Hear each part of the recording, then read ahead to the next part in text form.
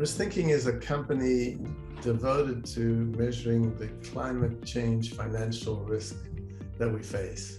So that is really what is the effect that climate will have, the financial effect on buildings, on countries, on provinces, states, businesses.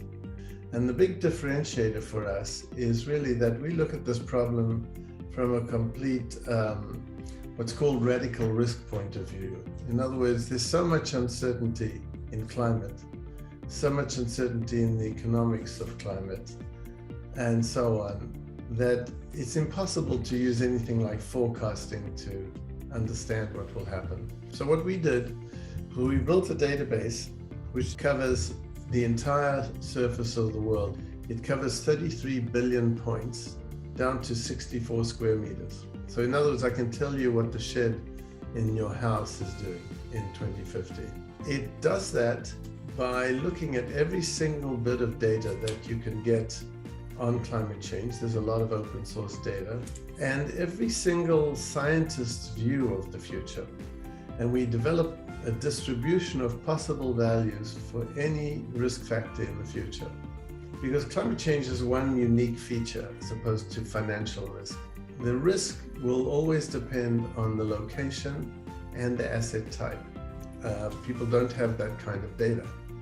So we've developed that data which allows us to look at buildings across the world and understand the differences that climate might impose on them. So in every point on the Earth's surface today, we have all of history and all of the future to 2100 and all of the scientific opinion on the future, which we get by reading about 250,000 scientific papers every week, using machine learning, of course. So we understand the full uncertainty in the future as best as you can, from the best scientists, from the best data.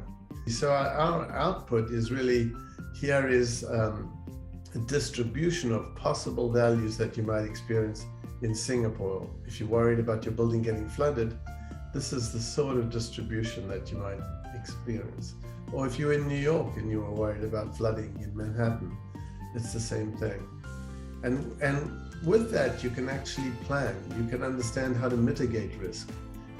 Which buildings should I retrofit?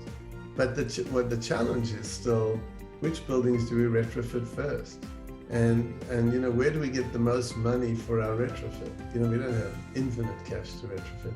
And that's what we can solve now, in addition, So that's just, I think there's a lot to do with buildings because they are a very big part of our footprint. But today our biggest clients are Bank of New York Mellon, and they have 40% of all the world's custodial assets, of listed assets.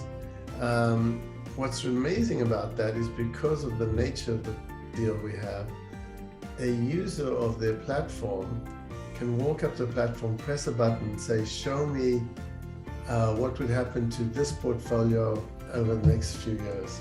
This is the perfect solution for understanding what climate's going to do to you.